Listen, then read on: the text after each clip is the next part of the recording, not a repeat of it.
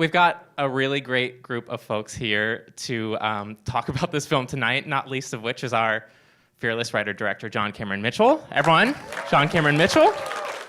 Thank you. Welcome. We got some cast members. Yes. Alan Mandell, the mayor of New York. Woo!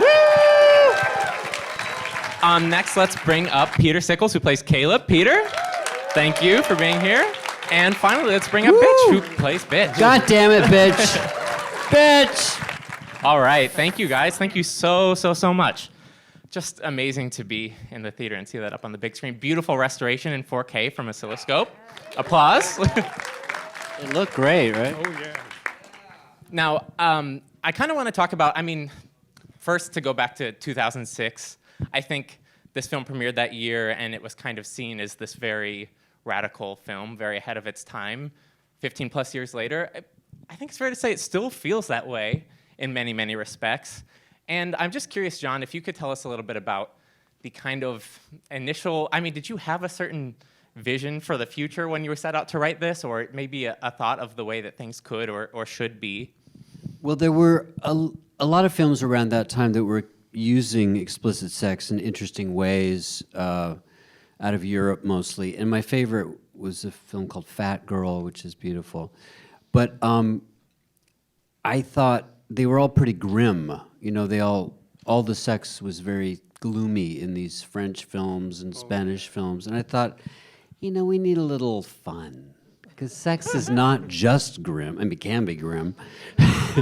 But it can also be ridiculous. It can be moving. It can be funny. It can be boring. It can be a lot of things. It's like, it's a medium that we all know, like food. We all know, we can all appreciate it in one way or another, or not appreciate it. So I realized there weren't many actors who could feel comfortable doing it. So I had an audition process where anyone could send in a VHS, a tape, introducing themselves. I suggested they talk about a sexual emotional sexual experience. Some did. Some actually, made little films with sex in them or little stories. Some talked about their lives. And in those tapes, I found seeds of what became the story. For example, Suk-Yin Lee, who was a friend who was in my Hedwig film, had to audition as well. She played Kwang Yi, Hedwig's guitarist. And she's pretty well known in Canada. In fact, she almost got fired from her CBC job for doing this. But she had problems accessing an orgasm, and so we exaggerated that. So I chose 40 people from the 500 tapes. I met Bitch later. There was a next round of people. But they all came to New York. We gave them a good time, parties, dinners, dates, improv, callbacks. Actually, Paul was Peter was part of that. Maybe you could talk about how it was for you. Do you have a mic? I think we've got 4 mics, so we'll share this last one.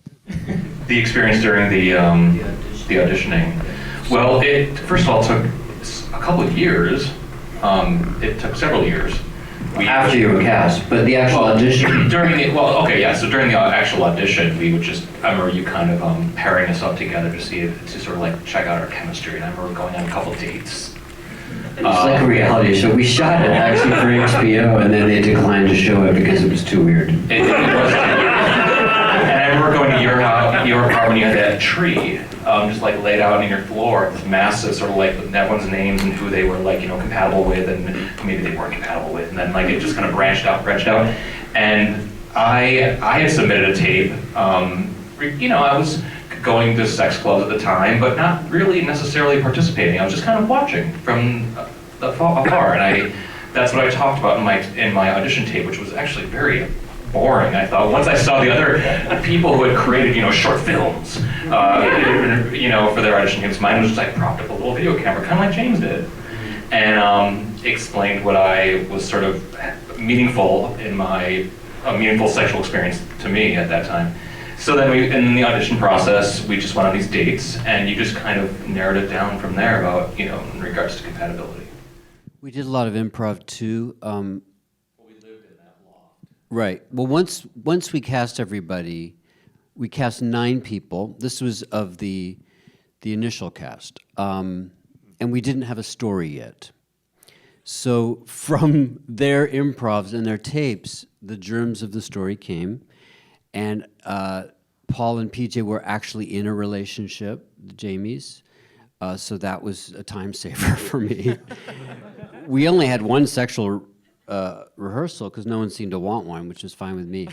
And we worked for 2.5 years off and on before we can get financing. And Alexis Fish, our executive producer, is back there, really helped us get it going. Thank you. Hello.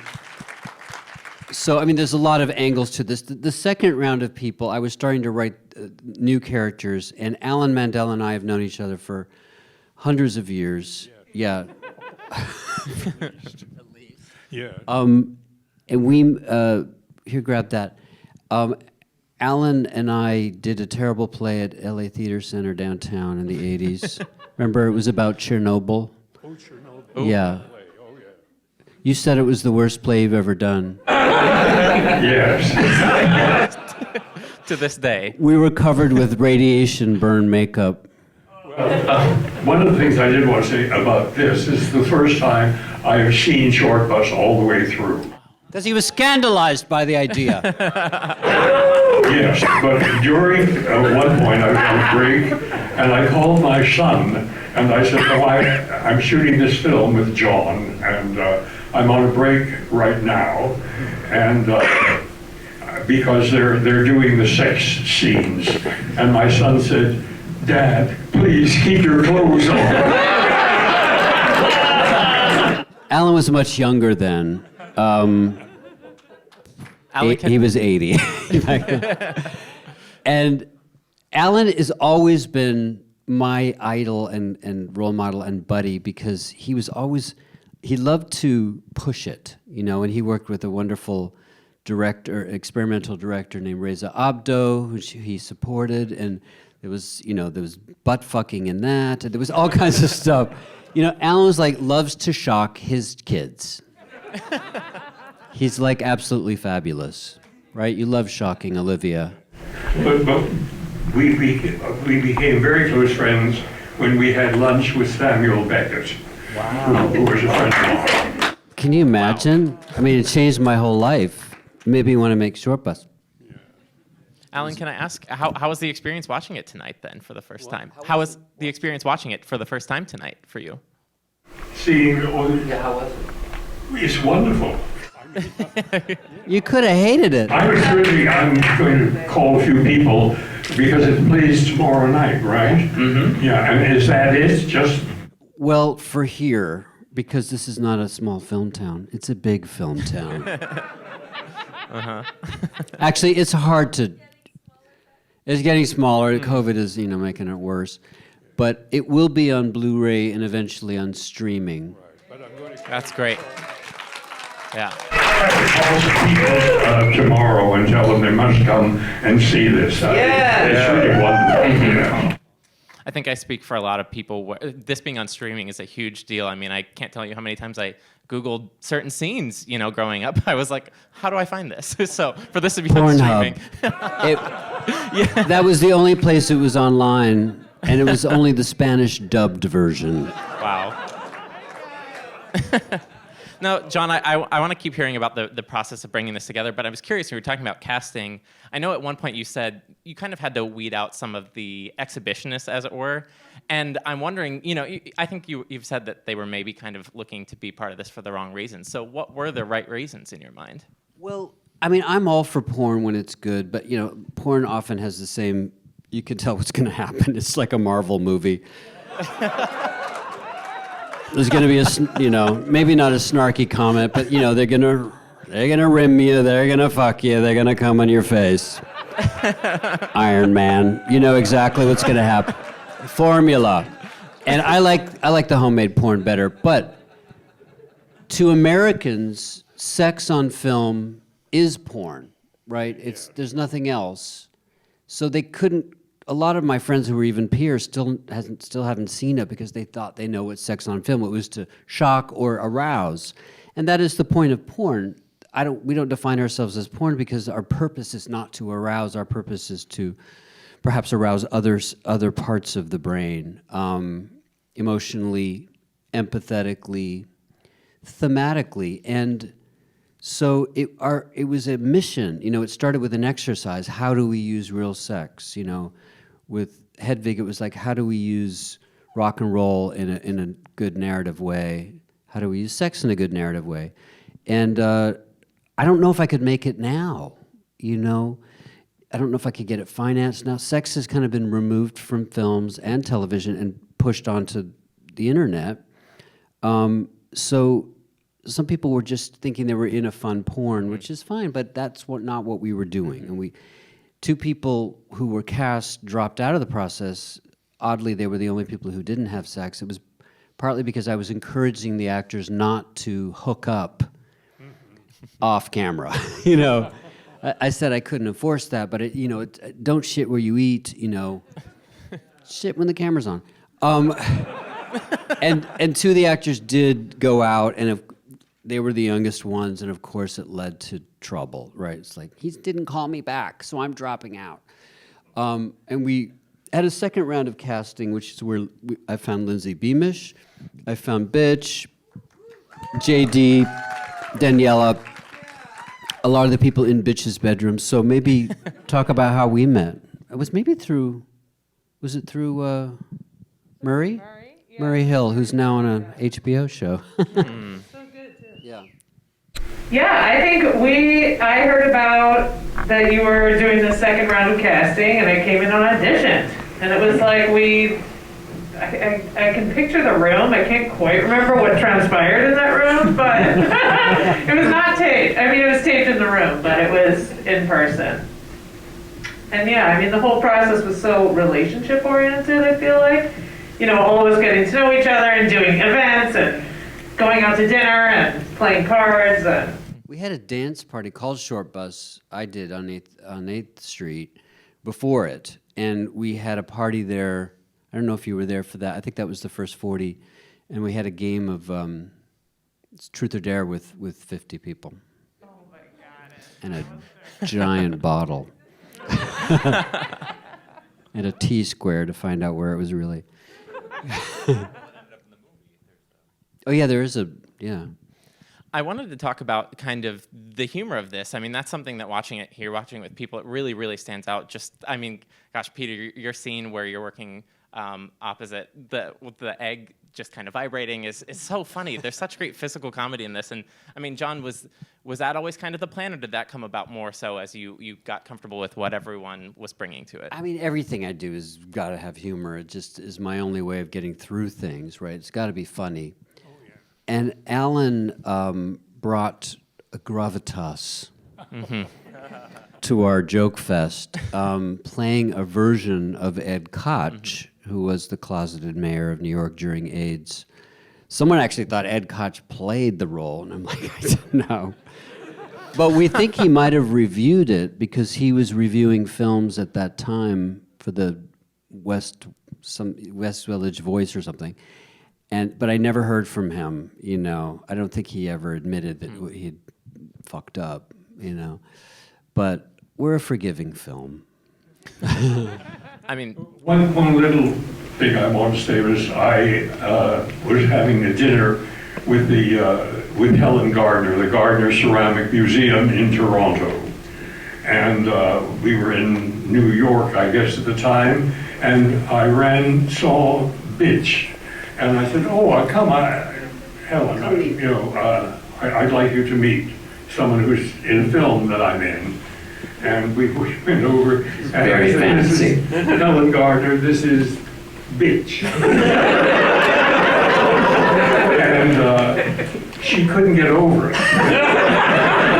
And a couple of days later at a board meeting of the museum, she mentioned that she had had this wonderful experience meeting an actress named Bitch. And we should all follow suit here in the board. My mother would be so proud. Bitch and I share a British mom. Not the same one, but because we...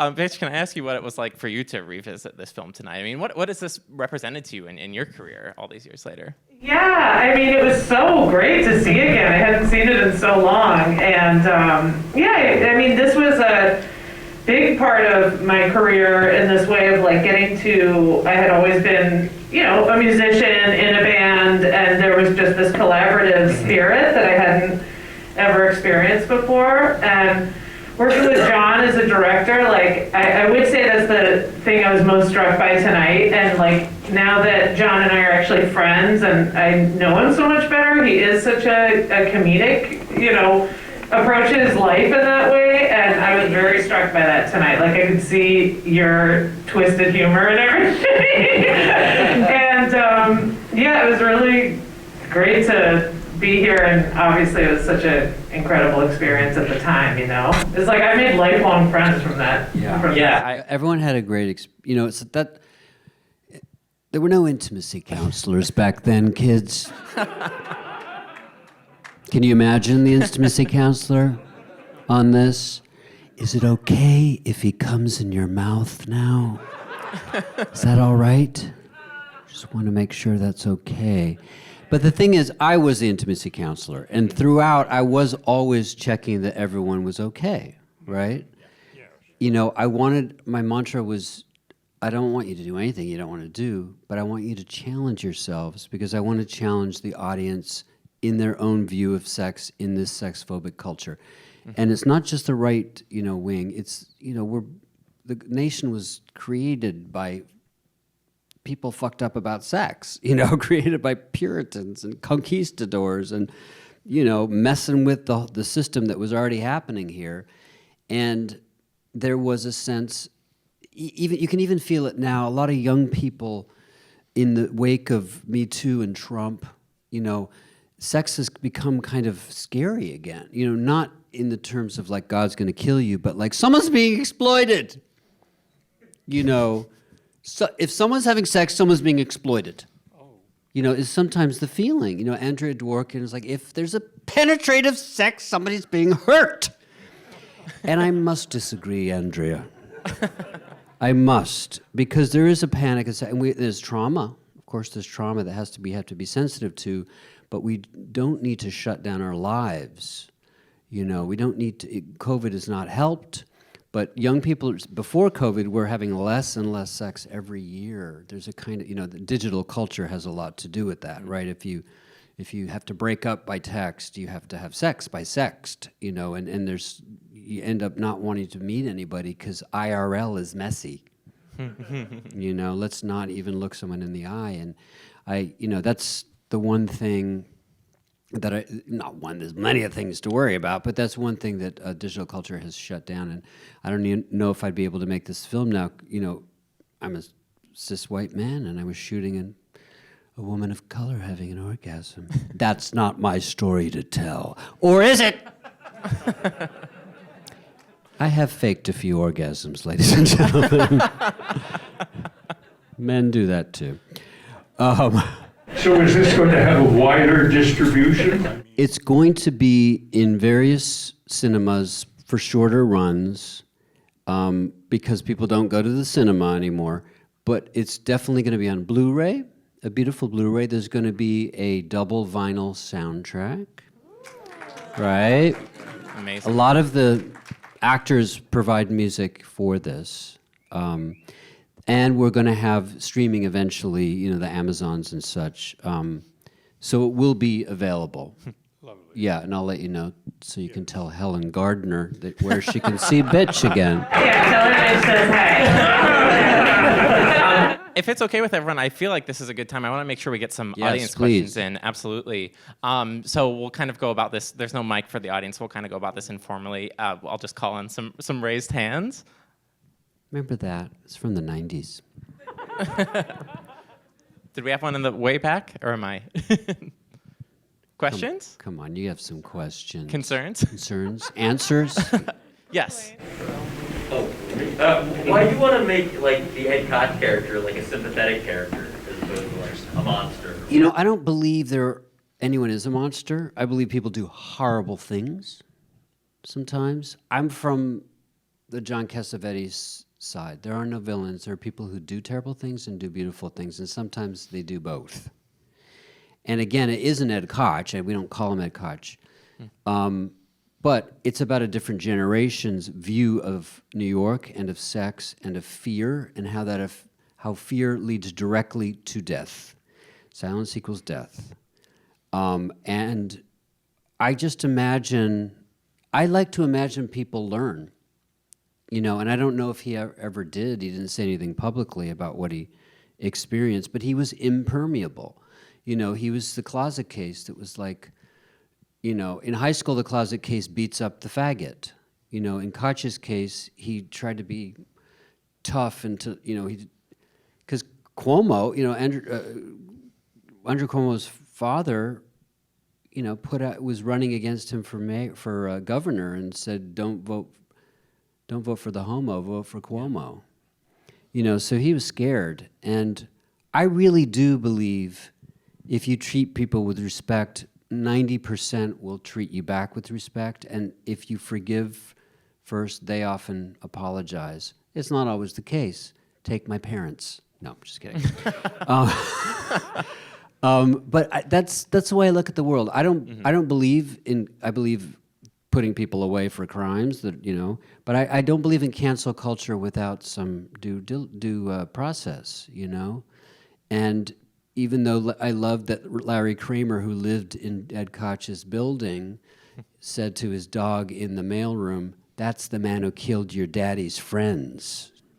I don't mind that. But that is actually different from saying they no longer exist. It's good dealing up front with it. And if I may, with that discussion about permeability, I think that really speaks to just the hope and optimism in this film, that people can change, that people can improve themselves and be better. I believe so. Maybe it's my old Catholicism, but I still believe people can want to be better. And those that don't, we don't have time for. But give a chance. You can't believe in prison reform and believe in cancel culture. Is that true? I don't know. Another question? Yes, right here. Was Shortbus the party a fully fictional construct, or was it based on actual parties in New York? Well, as I told you, I had a dance party called Shortbus, but there were also places definitely like that. In fact, where we shot it was a collective called Dumba, where all kinds of things happened. Le Tigre had their first show there. It was a queer collective. When we were shooting, it was a women of color collective, actually, and a lot of the women were in the Sex Not Bombs room. The guy who's handing out the lube, Stephen Kenjusik, had a thing called Cine Salon at his apartment, and we'd watch 60mm films, and he'd serve blondies and vegan food, and then there'd be sex later in the evening, public. It's like not allowed to have private in the bathroom, has to be in the living room. And even though it wasn't my scene to participate in, I really was fascinated, and I loved the freedom and the equation of film and sex and food and drink at the same time as equal things that we can enjoy, and publicly or not. I was in the sex. You might have seen me in the sex room. I'm in a couple shot. The second time I'm eating pussy for the first time. And I can prove that I ate pussy for the first time because it's on celluloid, Alan. My mother should have been delighted. Somehow wasn't. But Severin, when we were rehearsing, said, "Well, we're doing all this. You got to do something, John. You got to get fucked up the ass, or you got to eat some pussy." And I was like, "I'll try the latter restaurant." And the woman Jasper, who I ate out, was all like, "Come on." She's mostly a dyke, but she liked kind of femboys, and she's like, "Belly up to the lunch counter, baby." And then she got all shy once we were about to roll, and she's black, but she blushed, and I was like, "Oh, honey." She goes, "Sometimes people don't always like Careful now. His daughter's calling him. Say hello. Dad, stop it! That movie's a sin. I turned it off.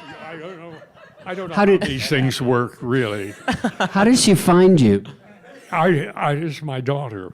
I know. How did she know you were doing that? Dad, get out of there! So I chose the pussy, and she got nervous because she's like, not everybody likes it, and I'm like, honey, to me it's not archaeology, it's global exploration. I'm going down. Roll it. Cut. Cut. Kept rolling. I said cut. And I thought I didn't do it right because I thought the clit got as hard as a penis and doesn't always really. But she was becoming lubricated, and my boyfriend was sucking on her titty because I didn't want to be there alone. And ultimately, she said it was good. I'm curious, Peter, if you could talk about what it did for you to have your director kind of dive right in and have him there right alongside all of you during any of those scenes. Well, I mean, I remember right when I saw the casting, I remember thinking like, no matter what, I have to be fearless. Starting right now, I have to dive in, and I just can't. To quote my favorite movie, Showgirls, leave my inhibitions at the door. I'm going to leave my inhibitions at the door. I have to if I'm actually just going to be able to even think of doing this. Because I was scared. It's funny, when I watch this, I still get scared. Like, I'm thinking of these moments where I'm like, oh my God, it was like, I remember from the beginning creating the script and just having a lot of, we were nervous. Of course we were nervous. Like, it all was terrifying. John was terrified, I'm sure. But we always kind of called John a sort of crazy Mary Poppins. Because he was and just to expand on the real life Shortbus, we all did live in a loft together during the creation of the script for a year. Well, fully for a month and then off and on. Well, we'd go back. I remember going back a few times. And we'd watch Robert Altman movies, and we'd do each other's nails, and we'd have a sleepover, and we'd create the script. And John was always just kind of like looming over us, challenging, but gently pushing. But I was always sort of there for us with any kind of concerns, comments, questions. I didn't loom. I was standing by to help, like a nurse at a horror movie.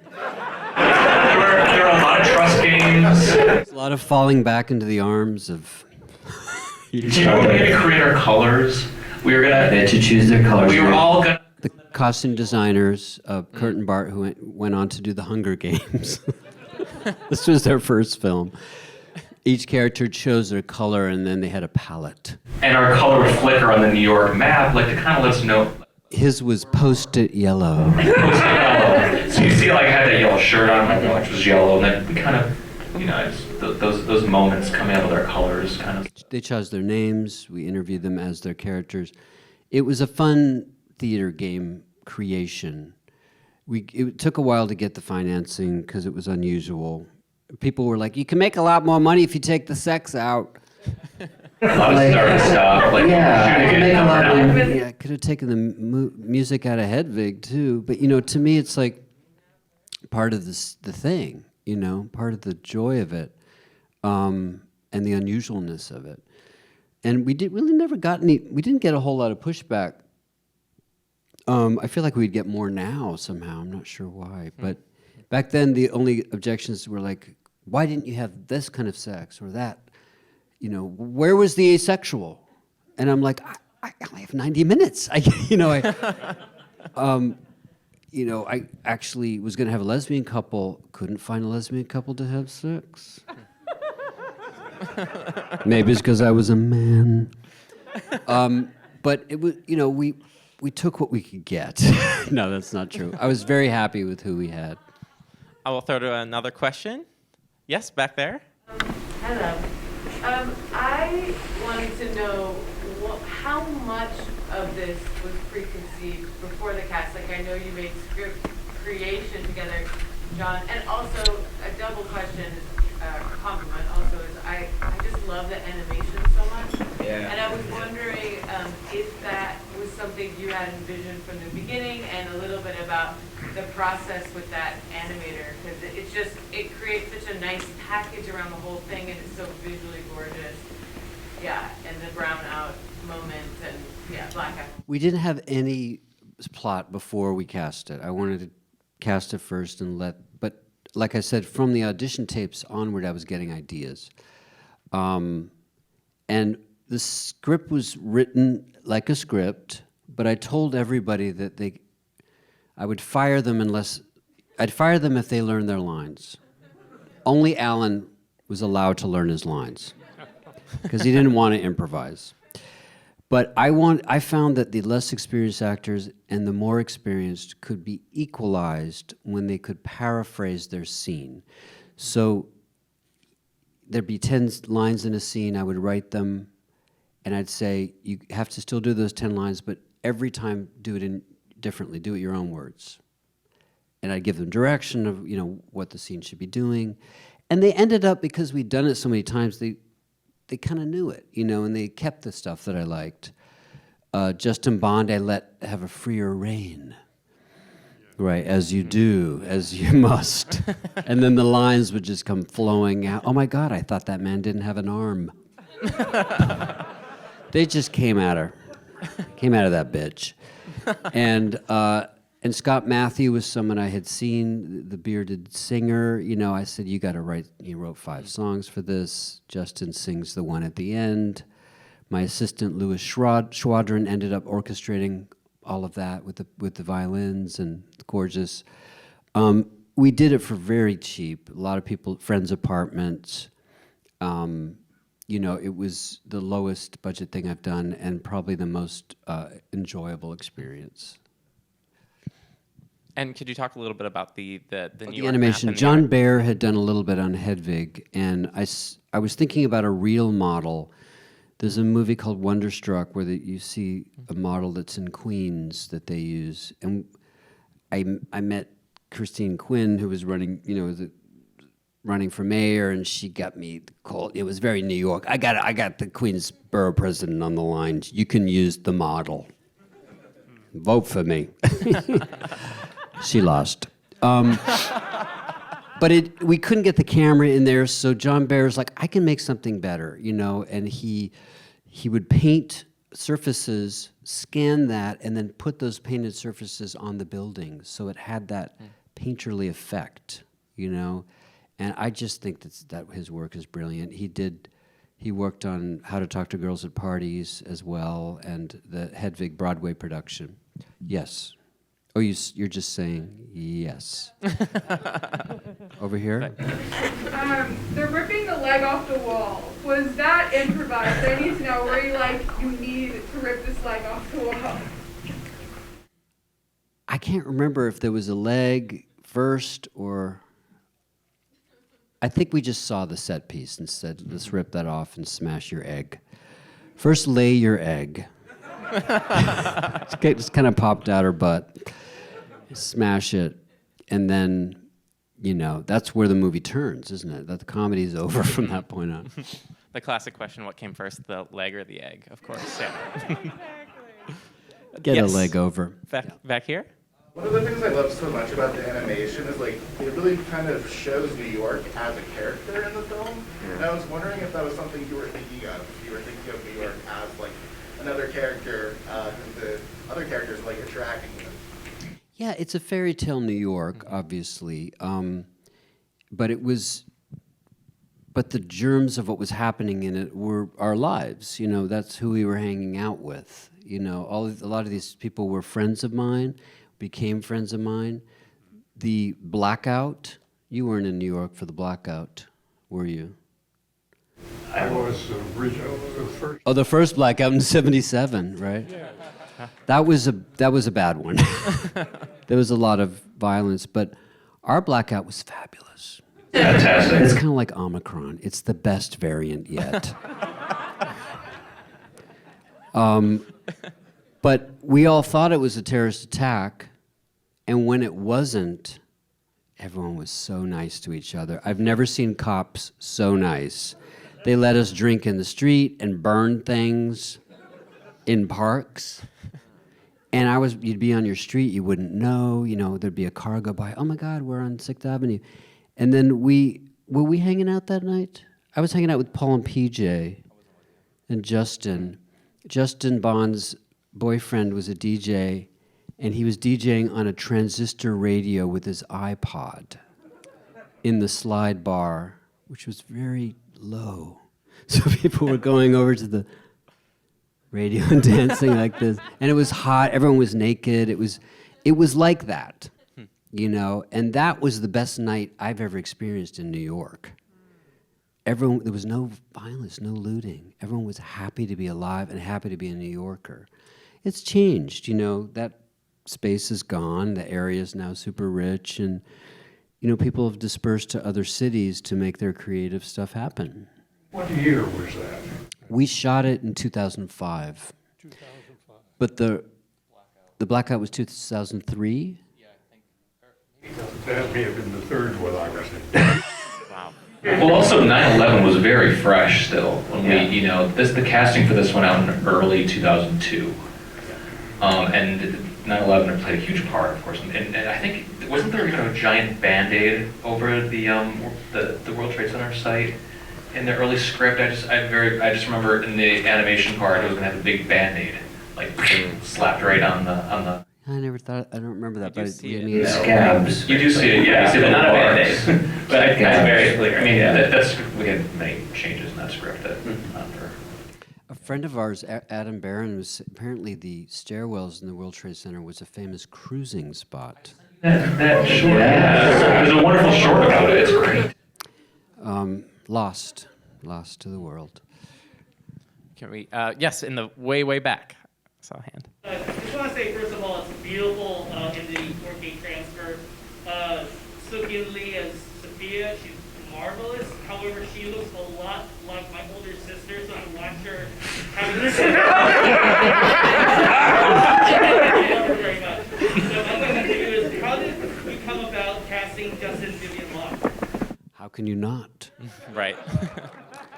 Justin was, when she appeared in the mid-90s, she did this character Kiki and Herb, and it blew me away. It was some of the best performances I've ever seen, the most punk, the most queer, and it was like at a lesbian Bennigan's called Cowgirl Hall of Fame, right? And she's performing in the storefront window, people walking by, and she's like, ah! And she'd throw a drink at your head if you weren't paying attention. I've seen a mic go flying through the air at people. And definitely influenced Hedwig, in those restaurants, after seeing her in the Bennigan's. But I just think she's brilliant. And so people that I thought were brilliant, like Alan, like Justin, like Miriam Shore in her cameo, with my favorite line, I think you're confusing me with someone who hurt you.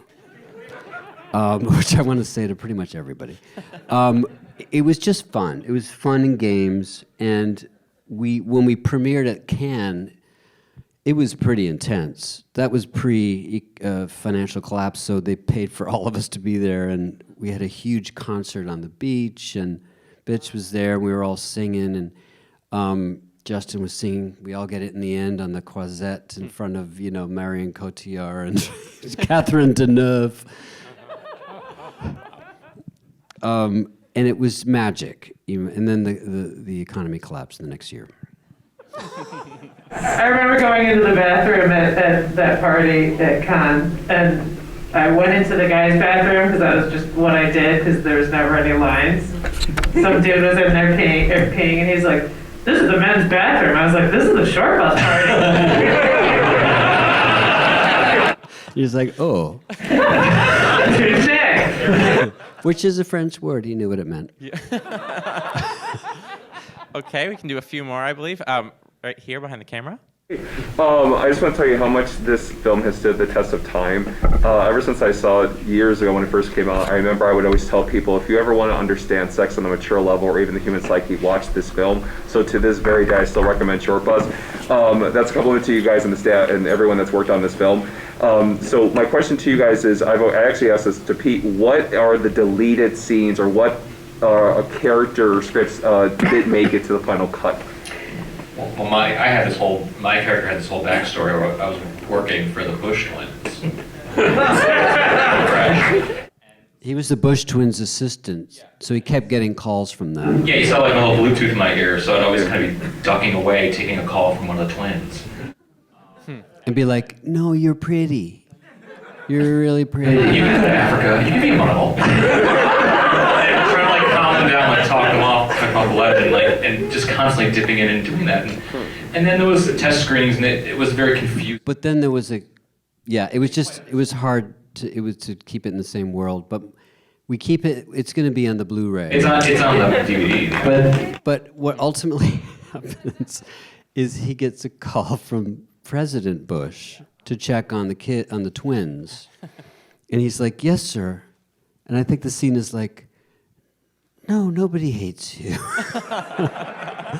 No, you're doing a great job. I have to go, sir. I got it. Oh, I can't hear you. Bye. That's right, yeah, I was making up excuses as I was watching the sextras go at it. So there's always deleted scenes that are fun. What else was in there? We had a longer bitch scene where they all talk about their favorite porn movies. Yeah, remember Honorable Discharge? Starring Sergeant Will Hurt. And that was your favorite. Yeah. Of course. Well, they were talking about the lesbians watching gay porn thing. I don't know if they still do that, do they, bitch? All of them? Danielle and I were in the sex or the bomb room. What do you call it? Sex and bombs. And we decided that we would just be in the corner processing. The classic lesbian orgy of processing. We're in the orgy processing. That's incorrect. Now. Broadly, sorry, didn't mean to cut you you could off. be canceled for that. The scenes that you did end up deciding to cut, was it just a matter of time and Yeah, it was just the tone and Yeah. the momentum. You know, there were things in Hedwig we had to cut with Andrea Martin that I missed too, but it just it ruined the momentum. We probably have time for a couple more, right? Yeah, absolutely. Right in the middle here. Yep. First off, I would just like to say that I think I speak for many people in the room when we say that Hedwig is just a film that means so much to us personally. So thank you so much for being here tonight. I have several questions. One being, I wanted to ask what your thoughts were on kind of how sex is depicted now, but I think you answered it quite brilliantly. So what I wanted to ask instead was, what do you hope Shortbus's legacy will be? What do you hope the movies that you've helped create, like Hedwig and Shortbus, what do you hope their legacy would be? My second question for Alan.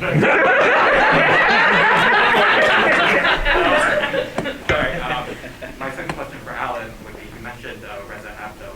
It sounded like such an incredible experience working with them. So I was curious, are there any theater directors or theater creatives that you're looking at today that you watched today that you would like to recommend? He was saying, speaking of Reza Abdo. Oh, yes. Do you think there's any equivalently adventurous theater maker today that you know of?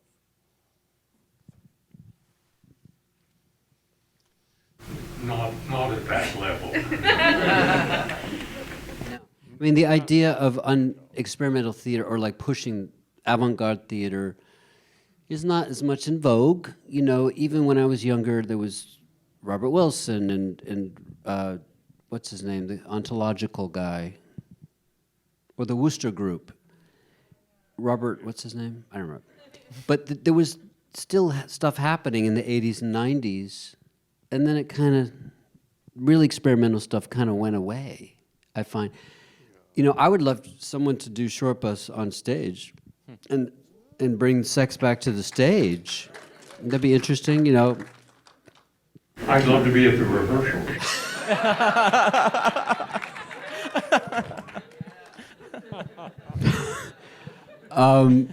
Because, in the 60s, theaters in New York were doing that, and that kind of went away. Even nudity's gone away in the theater because someone's being exploited. And the people are being exploited at times, but then let's not cancel sex while we're fixing stuff, you know what I mean? Because we're all going to get uptight. Somebody over here, right? Yes. You mentioned John Cassavetes as an influence for you. I was wondering if there were other films that you look to as kind of a guiding light making Shortbus. There's a In the Realm of the Senses reference. I thought was wonderful. So were there other films? Yeah. I mean, the film that was the most influential, I think, in tone was a German film called Taxi zum Klo, which was around 1981, an autobiographical feature. This guy, Frank Riplow, where he was a kindergarten teacher, and it also had a very active, cottaging sex life. He had a boyfriend, and then he would also go out and leather and have sex in bathrooms and wherever. And it was funny, and it was melancholy, and it was touching, and people in his life played his people in his life. There's an incredible scene at the end where he goes for a crazy drag ball in Berlin. He's in drag, and his relationship crumbles because he can't love himself. He's running around and he's not able to love his boyfriend the way he wants to. And open relationships are complex, right? There has to be 2 or 3 people or more really wanting the same rules, and it's negotiating is difficult, but rewarding and can often help a relationship to open it up. But in his case, it crumbles, and then he stays up all night and he goes to work in drag still, teaching these kindergarten students, and they're all like, "What's going on?" And he goes, "We're going to have a lesson today about freedom. For the next 15 minutes, you can do anything you want." And the kids go insane. It's pretty great. So that was influential. I'm trying to remember some movies we watched together as a group. I'm watching Woman Under the Influence, Cassavetes. Nashville, which was a tone that I liked. Multiple characters moving through a single space. Curtains. 3 Women. Maybe 3 Women. There's an Altman film with Sissy Spacek and Shelley Duvall exchanging personalities. I believe Mike Lee also was in. Mike Lee, Paul and PJ met him somewhere and said, "We're making a film through improv and where we have real sex." And he goes, "I wouldn't touch that with a barge pole." So these were our guides, Cassavetes, Altman, Mike Lee. We adapted my own process of paraphrasing the lines and allowing a certain amount of freedom. And then we were out, and it was, some people just were scared of it and never went, but it did pretty well, and then the company went bankrupt, so that's why it was out of print and out of streaming for so long. Would you do it again today if you had the opportunity? Yeah, I mean, I'm glad I got it out at the time I did. Like I said, now I think there'd be a bit more panic about safety and issues and triggering and consent and everything. And but I really feel that each of the characters is a part of me as well as a part of them. I also know that everyone involved felt great about it in the end. It felt like it was maybe their favorite creative experience sometimes. And that makes me feel better, because it's the making of the film that's your life, not the film. So it's very important that people have a good time, in my films. I just did, there's a series based on the Tiger King, and I played Joe Exotic, which, well, don't clap yet. You haven't seen it. With Kate McKinnon as Carol Baskin, that bitch. And I had some scenes with my husbands, and there was one scene where we're all three in bed, and it was so the intimacy counselor came in, and I just started laughing, and they're like, "What are you laughing at? This is serious." I'm like, "I just imagine this during Shortbus, you know. May I put my entire arm inside you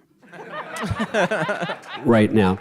And it was funny because the actors are really good actors, but they were nervous about nudity because now it's now a bad thing, you know. And we're talking about exposing side ass, you know. We're spooning, that's it. And they're all like, "Oh, I don't know," and like, "This is, you know, I feel violated." And I was like, "All right, I'll get my 58-year-old ass out so it doesn't look stupid with sheets over everybody's, but you know."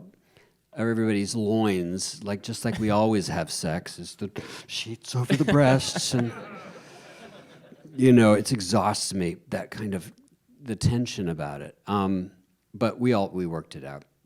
I had to get my overused ass out there to cover for their. I said, "Look, I documented my ass at 27. You're gonna want that for posterity. Your posterior for posterity, just so you can look back and bounce a quarter off it. Like you throw a quarter, mine sticks inside there." Think maybe we can do 2 more? Quarters? Give or take? Yes. You talk about cancel culture and what's going on. What do you think of where places like Shortbus used to be a safe space to explore, and that title has now become a safe space to be away from all these things, and, "Oh no, I need to hide from it, I don't need to be exposed to X, Y, or Z"? Well, a lot of this is coming from reacting to this kind of giant storm above us called Trump, and we couldn't do much about it. You know, that's when a lot of people were like, "Okay, let's fix what we can." You know, and George Floyd was happening, and Me Too was bubbling up, and hit the fact that he was grabbing people's pussies. It was just, people were furious, understandably. I mean, it was a repulsive creature, this golem that's in charge, you know, and smart people on the right were voting for him. You know, it was just like, are you really?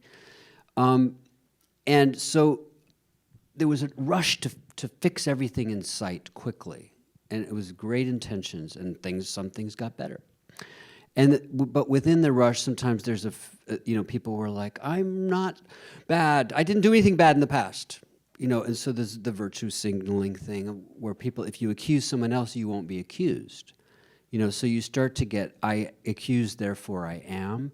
People were, you know, behind screens more, so they weren't hearing the context of how you talk, how you say a word, you know, that would be offensive, but if said in this way is part of the story rather than, you know, and confusing racist characters for racist writers, you know.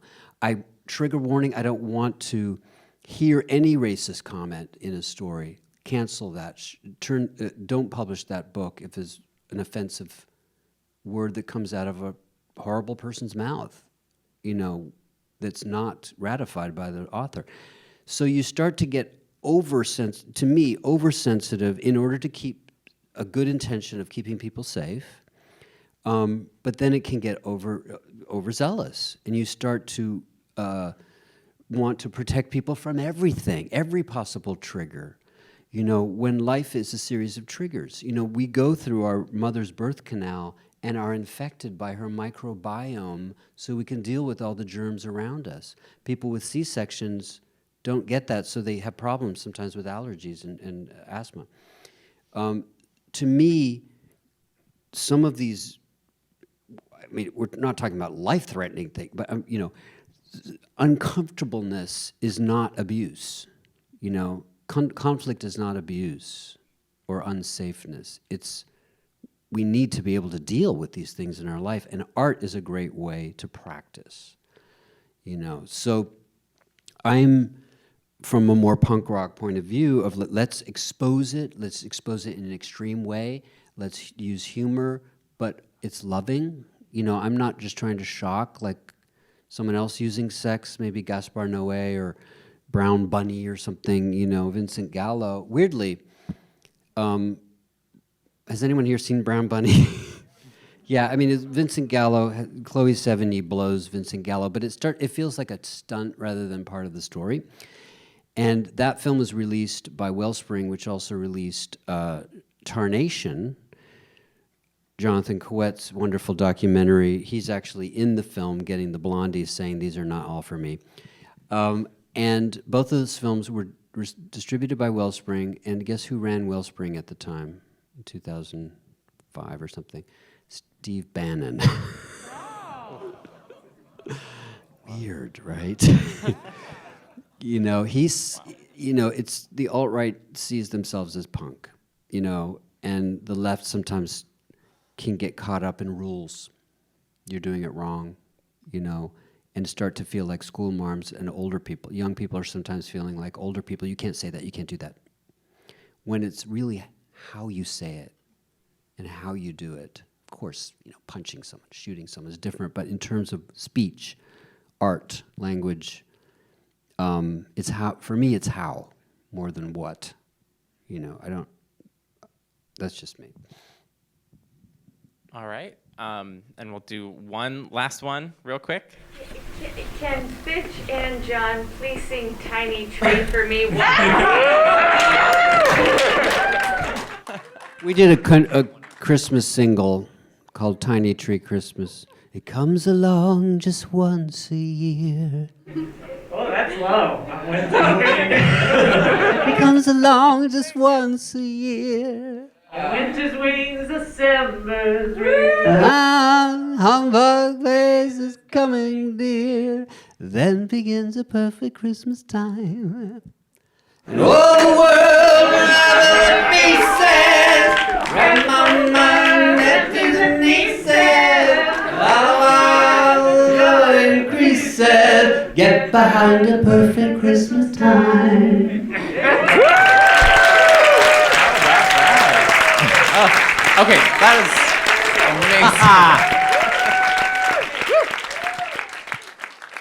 amazing. So spread the cheer. Once Omicron is done, get laid. Again, in a respectful, loving way. A one-night stand can be a poem. A relationship, a novel. An affair, a short story. Or it can be terrible. Thank you all so much. Of course, there's another one of these screenings tomorrow night, so tell your friends to come on out. Thank you again to Bitch. Yeah, we'll be back.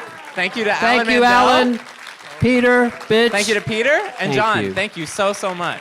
Thank you, guys. Thanks for coming out. Thank you.